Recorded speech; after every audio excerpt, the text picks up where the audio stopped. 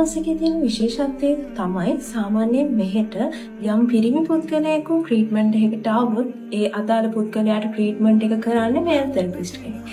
ඒ වගේම කාන්තාවක් ආවොත් එයාට ට්‍රීට්මන්ට් එක කරන්නේ ෆීමේල් තෙරපිස්ට් කෙනෙක්. වෙල්නස් එකේ කියන්නේ ෆීමේල් ටු ෆීමේල් මේල් ටු මේල් විදියට තමයි අපි ට්‍රීට්මන්ට් කරන්නේ. කොයිම වෙලාවකවත් ක්‍රොස් වීමක් සිද්ධ වෙන්නේ නැහැ. ඉතින් මේකෙන් අපි බලාපොරොත්තු වෙන්නේ අපේ CH වෙල්නස් එකේ තියෙන ඒ ප්‍රමිතිගතභාවය රැක ගැනීම තමයි ප්‍රධානම අරමුණම වෙන්නේ.